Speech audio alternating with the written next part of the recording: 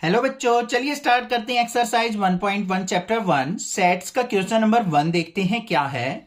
Which of the following are sets. हमें यहाँ पे कुछ स्टेटमेंट्स दे रखी हैं, हमें बताना है कि कौन सी स्टेटमेंट सेट है और कौन सी नहीं है, और साथ में जस्टिफाई यूर आंसर। आपको अपने आंसर को जस्टिफाई भी करना है कि आपने किस स्टेटमेंट को सेट बोला है तो क्यों बोला है, और किसको सेट नहीं बोला है तो वो भी क्यों बोला है, ये भी आपको बताना है।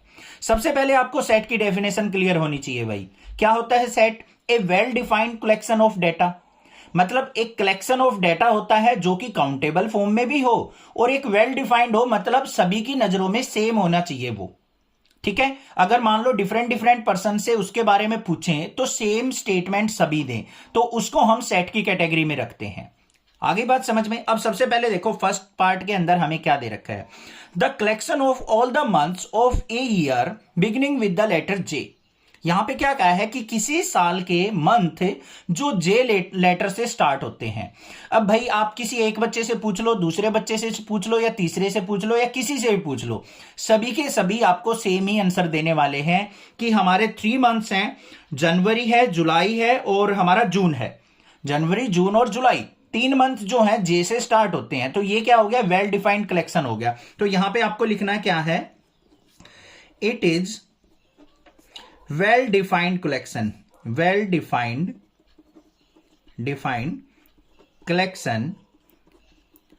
और यहां पे इसका सेट भी बना के दिखा दो। ए सेट मान लिया, उसके अंदर क्या हो गए हमारे? जनवरी, जून और जुलाई। ये हमारे 3 मंथ्स आएंगे। आप किसी से भी पूछोगे यही आंसर देंगे। तो ये क्या हो गया? वेल डिफाइंड हो गया। तो ये क्या हो जाएगा? It is a set.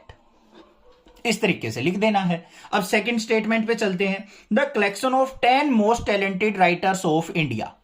अब ये लाइन ध्यान से सुनो भाई, उसने क्या कहा है कि collection of 10 most talented writers of India, कि इंडिया के 10 मोस्ट टैलेंटेड राइटर कौन कौन से हैं। अब भाई कोई मेरे से पूछने लग जाए, मेरी नजरों में कोई मोस्ट टैलेंटेड हो सकते हैं, आपकी नजरों में आप मान लो मैंने कोई 10 बता दिए, उनमें से आपको 5 टैलेंटेड लगते हैं, 5 नहीं लगते, आपकी नजरों में कोई और भी हो सकते हैं, किसी तीसरे की नजर में कोई और हो सकते हैं। मतलब डिफरेंट पर्सन के साथ साथ हमारी थिंकिंग चेंज होती जा सकती है। जहां पे भी इस तरीके का मोस्ट वर्ड दिखे ना आपको, तो वहां पे 99% हमारा क्या है? सेट नहीं होता है। तो यहां पे सेकंड वाले में क्या हो जाएगा? It is not a set. तो ये क्या होगा? Not a set. और यहां पे जस्टिफाई करने के लिए आपको क्या लिखना पड़ेगा? बस सिंपल सी बात लिखनी है कि द टर्म मोस्ट टैलेंटेड जो है ना, वो वैग्यू टर्म होती है। एक वैग्यू टर्म का मतलब क्या है? A writer may be most talented to a one person और may be not for the other person. कि कोई राइटर किसी एक आदमी के लिए टैलेंटेड हो सकता है तो दूसरे के लिए नहीं भी हो सकता है। बस ये चीज लिखनी है। आगे ना मत समझ में। ऐसे ही थर्ड पार्ट में देख लो। A team of 11 best cricket batsman of the world. यहां पे क्या कहा है? 11 बेस्ट क्रिकेट बैट्समैन आपको चूज करने हैं। अब मेरी नजरों में मान लो अलग से कोई प्लेयर होंगे, आपकी नजरों में कोई और होंगे, और तीसरे की नजर में कोई और होगा। मान लो मैंने एग्जांपल के तौर पे यहां पे चूज कर लिया कि भाई सचिन तेंदुलकर या फिर वीरेंद्र सहवाग या विराट कोहली या फिर एमएस धोनी। आप कह दो सर मेरी नजर में एमएस धोनी नहीं है, मैं एमएस धोनी की जगह रोहित शर्मा लूंगा, या फिर विराट कोहली की जगह मैं युवराज सिंह को लूंगा। तो मतलब अलग अलग चूज आप कर सकते हो। ठीक है, तो ये भी हमारा वेल डिफाइंड कलेक्शन नहीं हुआ, तो ये भी क्या हो जाएगा? Not a set. अब आई थिंक आपको कंसेप्ट समझ में आ गया है। और लिखना भी क्या है? सेम बात कि एक की नजर में वो सेट हो सकता है और दूसरे की नजर में नहीं हो सकता, या फिर एक की नजर में कोई और बेस्ट क्रिकेट बैट्समैन हो सकते हैं, दूसरे की नजर में कोई और हो सकते हैं। आगे चलते हैं। The collection of all boys in your class.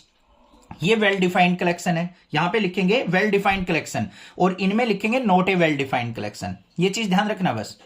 आपकी क्लास के अंदर जितने भी बॉयज हैं भाई, उनको तो आपको पता ही, आपकी क्लास में 10 बॉयज हैं, 15 बॉयज हैं या 30 बॉयज हैं, जो भी हैं वो वेल डिफाइंड है। तो ये क्या हो जाएगा? It is a set. It is a set. And last में लिख देंगे it is well defined collection. Next, the collection of all natural number less then 100। 100 से नीचे सारे नेचुरल नंबर्स, ये भी वेल डिफाइंड कलेक्शन है। सारे आराम से लिख सकते हो आप। It is a set. 1 2 3 4 5 up to 99 तक। A collection of novels written by writer Munshi Premchand. एक स्पेशली नाम दे दिया यहां पे कि मुंशी प्रेमचंद द्वारा लिखे गए नॉवेल्स की यहां पे कलेक्शन बनानी है, तो ये क्या हो जाएगा, इट इज ए सेट। ये भी क्या है, वेल डिफाइंड कलेक्शन। सारे के सारे आप यहां पे नॉवेल्स को लिख सकते हैं। नेक्स्ट है the collection of all even integers. यहां पे देखो बात, collection of all even integer का है, उसने ओनली इवन इंटीजर की बात कर रहा है, तो ये भी किसके अंदर आ जाएगा, हमारा सेट के अंदर आ जाएगा। यहां पे देखो इस तरीके से लिख सकते हैं हम 2 4 6 8 ऐसे चलते चले जाओ। हमने अच्छे से बता दिया कि ये इवन होते हैं, तो ये भी क्या हो जाएगा, हमारा सेट की कैटेगरी में आ जाएगा। The collection of questions in this chapter. इस चैप्टर के अंदर कितने क्वेश्चंस है, ये भी आप आराम से काउंट कर सकते हो, वेल डिफाइंड कलेक्शन है, तो ये भी क्या हो जाएगा, इट्स ए सेट। ठीक है, आगे चलते हैं। A collection of most dangerous animal of the world. यहां पे मोस्ट वर्ड आ गया, फिर ये क्या हो गया, एक वैग्यू स्टेटमेंट क्रिएट कर रहा है, मतलब डिफरेंट पर्सन के साथ साथ डिफरेंट थिंकिंग हो सकती है। किसी को कोई एनिमल डेंजरस लगता है तो किसी को कोई लगता है, तो ये भी क्या हो जाएगा, not a well defined collection. तो यहां पे क्या लिखेंगे, नॉट ए सेट। समझ में आ गई बात। अब यहां पे लिखना क्या होता है, जहां पे मोस्ट वर्ड आता है, जैसे हमारी सेकंड के अंदर, थर्ड के अंदर और जो 9th टर्म है इसके अंदर, वो क्या लिखना है आपको, वो मैं यहां पे लिख के दिखा देता हूं।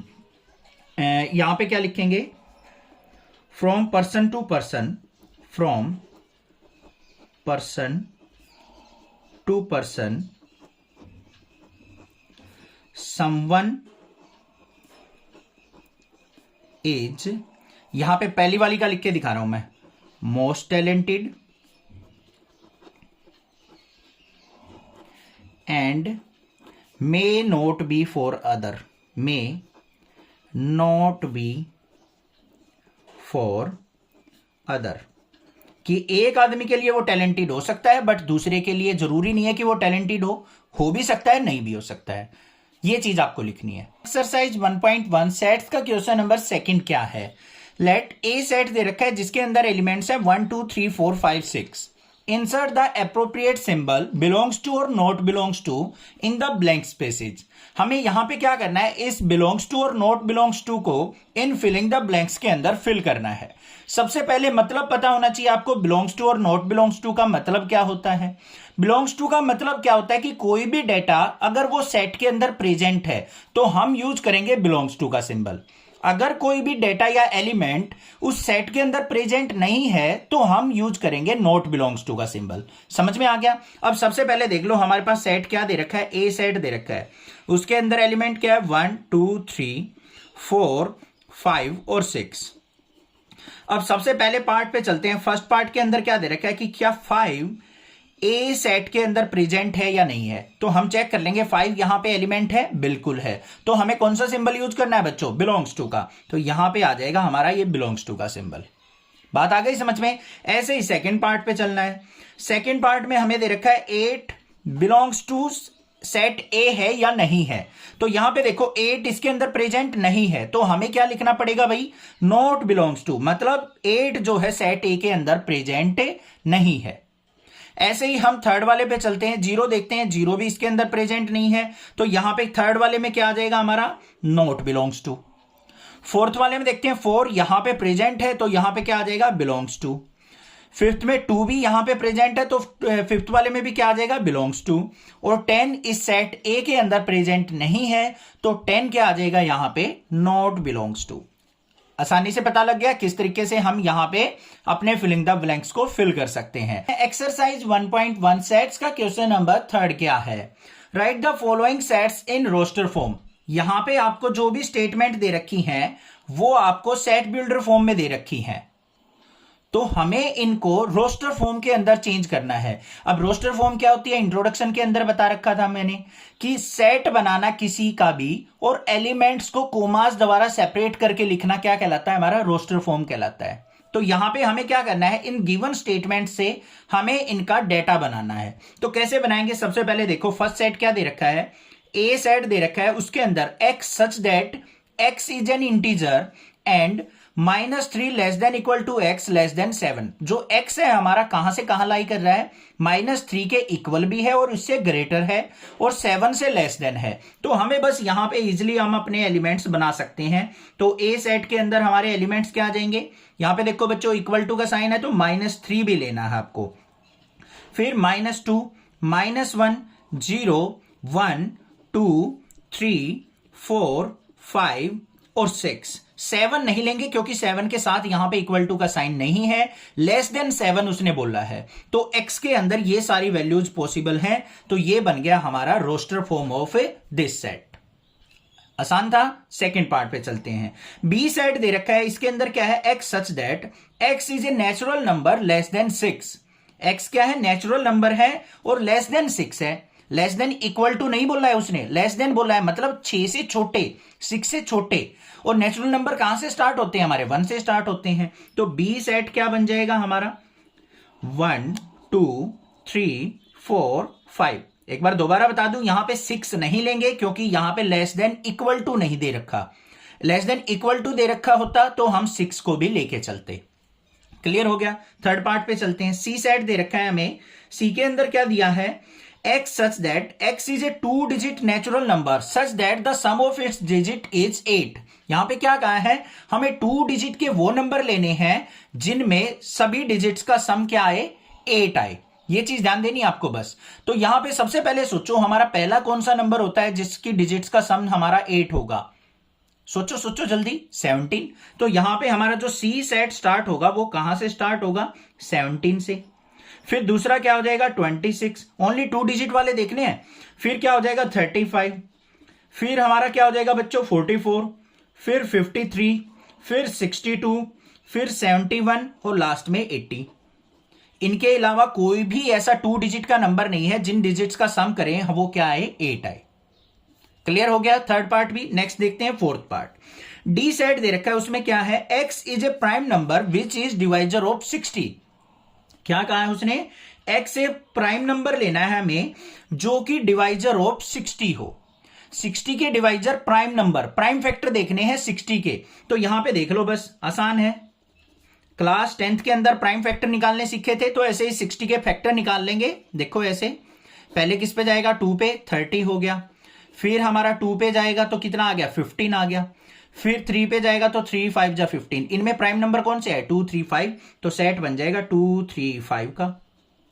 2 को 2 टाइम्स नहीं लेंगे, आपको पता है सेट के अंदर रिपीटेशन नहीं होती है। तो ये बन गया हमारा सेट। फिफ्थ पार्ट के अंदर चलते हैं, क्या है, ई सेट दे रखा, the set of all letters in the word trigonometry.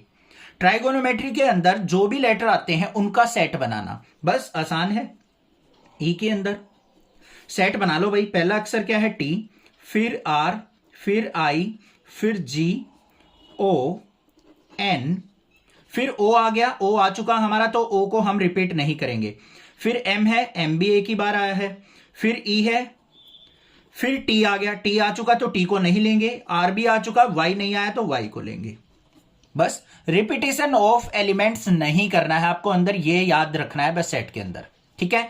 Next देखते हैं सिक्स्थ पार्ट के अंदर, एफ क्या है, the set of all letters in the word better.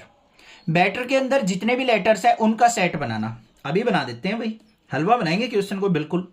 सबसे पहला लेटर क्या है, बी, फिर है ई, फिर टी, टी दोबारा आ गया, रिपीट नहीं करेंगे। फिर ई आ गया, ई आ चुका हमारा, फिर लेंगे आर।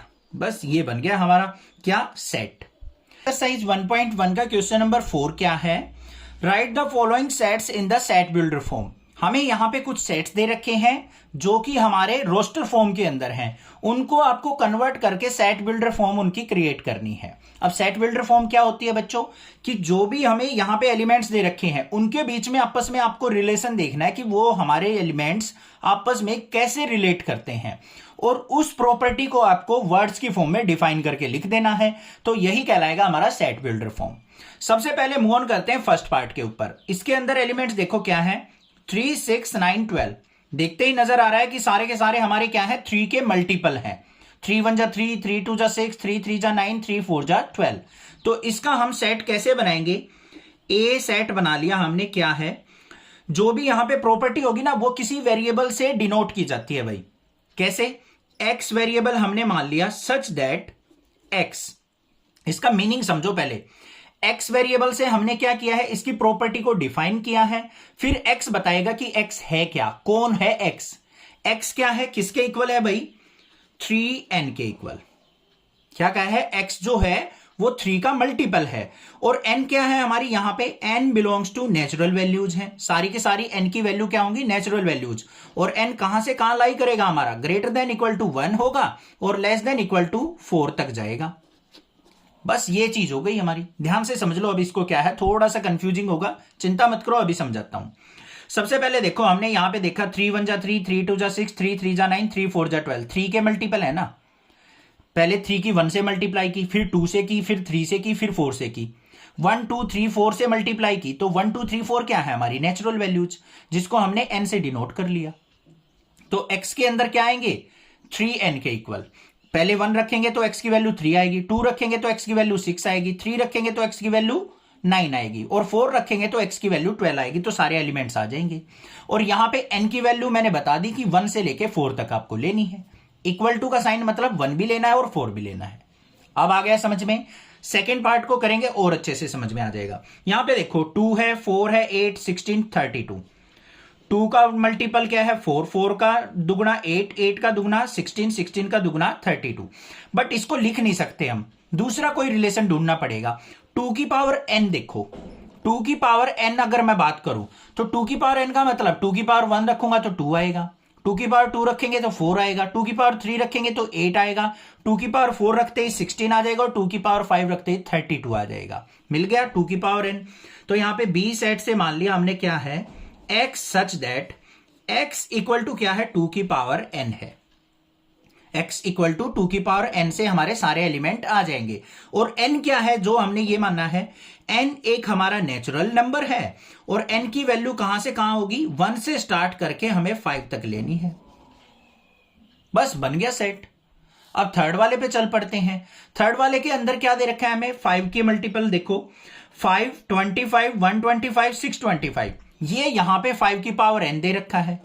5 की पावर 1 रखेंगे तो 5 आएगा, 5 की पावर 2 रखेंगे तो बच्चों 25 आएगा, 5 की पावर 3 125 आएगा, 5 की पावर 4 625 आएगा। तो बस सिंपल सा बन गया, सी सेट बन गया हमारा x such that x equal to क्या है, 5 की पावर n है। और ये n को डिफाइन कर देंगे, n belongs to natural values है, और n की वैल्यू कहां से कहां तक है हमारी, 1 से स्टार्ट होके 4 तक जाएगी। हो गया, था ना इजी। फिर फोर्थ पार्ट पे चलते हैं। 2 4 6 8 10 12 16 इस तरीके से, 14 16 18 इस तरीके से चलेंगे। तो ये सारे क्या हैं, इवन नेचुरल नंबर है बस। तो यहां पे डी सेट बना देंगे इसका, x such that x is N even natural number, even natural number. अब आप सोच रहे होगे सर ऐसे भी तो बना सकते थे हम इस टाइप में। बिल्कुल बना सकते हैं भाई, देखो कैसे। यहां पे डी सेट को ऐसे भी लिख सकते हैं, x such that x is equal to 2n। 2 के मल्टीपल हैं सारे, और n की वैल्यू क्या होगी, n belongs to natural values, और n की वैल्यू हमारी कहां से स्टार्ट हो जाएगी, 1 से। 1 greater than equal to n, less than equal to infinity, मतलब कहीं तक भी जा सकती है भाई। तो इस तरीके से भी लिख सकते हैं, 2 तरीके बता दिए मैंने। आगे बात समझ में, आगे चलते हैं। आगे क्या दे रखा है, 1 4 9 100। ये कंप्लीट स्क्वायर हमें नजर आ रहे हैं, है या नहीं है। तो बस इसको लिख देंगे ई सेट से, E equal to such that x such that x equal to n square. और एन की वैल्यू क्या होगी हमारी, बिलोंग्स टू नेचुरल वैल्यूज, और एन की वैल्यू कहां तक जाएगी, ग्रेटर देन इक्वल टू 1 होगी और लेस देन इक्वल टू 10 होगी। इनसे एन की वैल्यू 1 से लेकर 10 तक पुट करेंगे, सारे एलिमेंट्स आ जाएंगे हमारे सेट के। तो ये डिफाइन हो गए। तो ये हो गई हमारी यहां पे सेट बिल्डर फॉर्म। समझ में आ गई। और अपने तरीके से भी बना के लिख सकते हो, ऐसे भी लिख सकते हो। देखो एक और तरीका बताता हूं, x such that x is complete square, complete square from 1 to 10। ऐसे भी बना दो भाई, ये भी तो हमारी सेट बिल्डर फॉर्म है। अपनी लैंग्वेज में भी बना सकते हो, मैंने आपको ये शॉर्ट फॉर्म बता दी। ठीक है, कैसे भी बनाओ, मार्क्स आपको पूरे मिलेंगे। ऐसा नहीं है कि जो टीचर ने बताया या जो एनसीईआरटी में आंसर दे रखे हैं वैसे ही बनाने जरूरी है। आप अपनी लैंग्वेज में भी उनको सेट बिल्डर फॉर्म में बना सकते हो, बस आपको उनकी प्रॉपर्टी को डिफाइन करना आना चाहिए। एक्सरसाइज 1.1 सेट्स का क्वेश्चन नंबर 5 क्या है, list all the elements of the following sets. हमें यहां पे कुछ सेट्स दे रखे हैं जिनको हमें एलिमेंट्स की फॉर्म में कन्वर्ट करना है। मतलब एक तरीके से ये हमें सेट बिल्डर फॉर्म दे रखी है और रोस्टर फॉर्म में कन्वर्ट करना है। लिखा नहीं है उसने, बट पूछा वही है। तो देखते हैं कैसे करेंगे। सबसे पहले फर्स्ट पार्ट पे चलो भाई। ए सेट के अंदर क्या कहा है, एक्स सच दैट कि x जो है वो क्या है, एन ओड नेचुरल नंबर है। तो हमें ए सेट बना देना है ओड नेचुरल नंबर का। पहला ओड नेचुरल नंबर क्या होगा, 1, फिर 3, फिर 5, फिर 7 और अप टू इंफिनिटी, ऐसे चलता चला जाएगा। बना दिया। सेकंड पे चलते हैं। बी सेट दे रखा है x such that x is an integer. X क्या है कि इंटीजर है और एक्स की वैल्यू कहां कहां लाई करेगी बच्चों, देखो ध्यान से। माइनस के 1/2 से लेके 9/2 तक। पहले इसको सिंप्लीफाई कर लो। माइनस का 1/2 का मतलब क्या होता है, माइनस का 0.5 और 9/2 का मतलब क्या है, 4.5। ऐसे अब सिंपल हो जाएगा कि x की वैल्यू हमारी क्या होगी, माइनस के 0.5 से बड़ी होगी और 4.5 से क्या होगी बच्चों, छोटी होगी। तो यहां पे हमें क्या करना है, इंटीजर लिखने हैं माइनस 0.5 से लेके 4.5 तक। ठीक है, लिख देंगे अभी बी सेट के अंदर। माइनस के 0.5 से इस तरफ चलेंगे तो सबसे पहला इंटीजर क्या आएगा, 0 आएगा, फिर 1 आएगा, फिर 2 आएगा, फिर 3 आएगा और फिर 4 आएगा। इक्वल टू का साइन नहीं है ना यहां पे, तो लेस देन 4.5, 4.5 से छोटा है 4। तो यहां पे ये हमारे एलिमेंट्स बन गए इंटीजर्स। क्लियर, आगे चलते हैं। सी सेट दे रखा है। सी के अंदर क्या है, x such that x is an integer. X क्या है, इंटीजर है और x square less than equal to 4 होना चाहिए। तो यहां पे पहले इसको सिंप्लीफाई करते हैं, x square less than equal to 4 को। अब यहां पे देखो x क्या आ जाएगा, लेस देन इक्वल टू 4 का अंडर रूट। और किसी का भी रूट अगर लेते हो आप बच्चों, तो वो क्या होता है, x equal two plus minus 2 आएगा, मतलब less than equal two plus minus 2। किसी का भी रूट लोगे ना तो वो पॉजिटिव और नेगेटिव दोनों पॉसिबल होता है, क्योंकि दोबारा से इनका प्लस के 2 का कंप्लीट स्क्वायर करो वो भी 4 आएगा और माइनस 2 का भी स्क्वायर करेंगे तो वो 4 आएगा।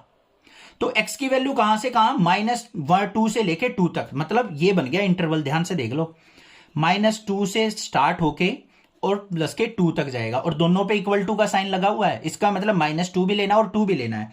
इंटीजर लिखने तो माइनस का 2, माइनस का 1, 0, 1 और 2, ये एलिमेंट्स हमारे पॉसिबल होंगे।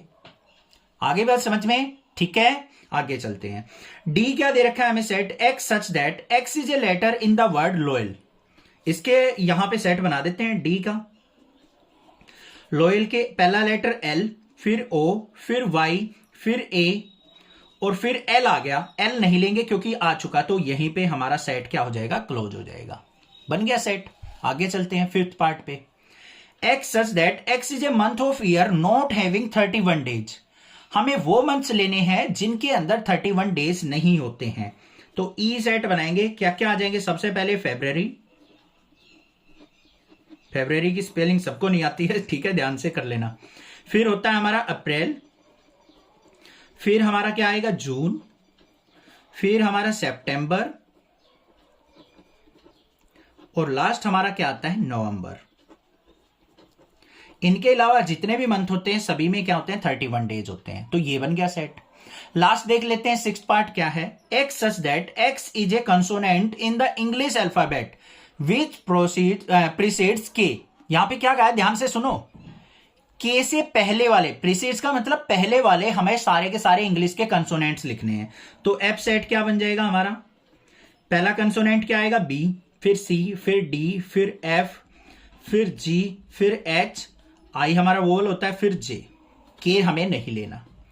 प्रीसीड्स के कहा है तो मतलब के से पहले वाले। तो ये हो गए, ए को छोड़ देंगे, ई को छोड़ देंगे, आई को छोड़ देंगे, क्योंकि वो तीनों वोवल्स हैं और ये हमारे क्या हैं, कंसोनेंट है। तो ये सेट बन गए। एक्सरसाइज 1.1 चैप्टर फर्स्ट सेट्स का क्वेश्चन नंबर 6 देखते हैं क्या है। Match each of the set on the left in the roster form with the same set on the right described in the set builder form.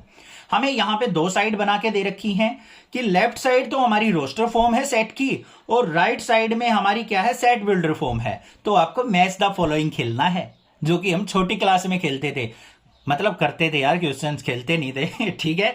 तो हमें यहां पे match the following करना है। छोटी क्लासों की याद आ गई होगी, तो अभी हम यहां पे मैचिंग करते हैं। सबसे पहले रोस्टर फॉर्म को देखो भाई, क्या है, 1 2 3 6।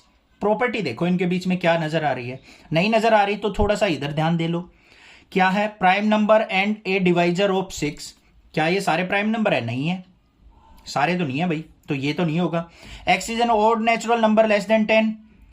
आगे क्या है? X is a natural number and divisor of 6। हाँ, ये सारे हमारे क्या है? नेचुरल नंबर हैं और 6 के डिवाइजर है। 6 1 से भी डिवाइड होता है, 2 से भी, 3 से भी, 6 से भी। तो हमारी मैचिंग हो गई भाई पहली सी के साथ। सेकंड पे चलते हैं। 2 और 3 दे रखा है। 2 और 3 किसके साथ मैच हो रहा है? बिल्कुल सिंपल है, प्राइम नंबर्स हैं 2 और 3 दोनों के दोनों, और डिवाइजर ऑफ 6 है, तो हमारी सेकंड वाली की मैचिंग हो गई ए के साथ। फिर थर्ड पे चलते हैं। मैथमेटिक्स के यहां पे आसानी से हमें दिख रहे हैं कि ये सारे के सारे लेटर जो सेट बना हुआ है वो इनसे बना हुआ है, तो ये हमारा किससे मैच हो गया? डी से। लास्ट वाला हमारा किससे होगा? वही तुक्का मारने वाला जो बच गया वही उसी से मिलाएंगे, पर देख भी ले लेते हैं। 1 3 5 7 9 सारे के सारे क्या है? ओड नेचुरल नंबर है और लेस देन 10 है, तो हमारा इसकी मैचिंग किससे हो जाएगी? बी से। तो हमारा फर्स्ट की मैचिंग किससे हो गई भाई? सी से। सेकंड की मैचिंग किससे हो गई बच्चों? हमारी सेकंड की मैचिंग किससे हुई थी भाई? ए से। और थर्ड की मैचिंग किससे हुई है हमारी? थर्ड कहां है? डी से। और फोर्थ की मैचिंग किससे हुई है भाई हमारी? फोर्थ की मैचिंग हुई है हमारी बी से। ये हमारे क्या हो गए? आंसर। क्लियर? चैनल को सब्सक्राइब, वीडियो को लाइक जरूर करना है। ऐसे ही मजेदार ट्रिक्स और कंसेप्ट के साथ पढ़ते रहेंगे, रट्टाफिकेशन कुछ भी नहीं करेंगे। Thank you students for watching.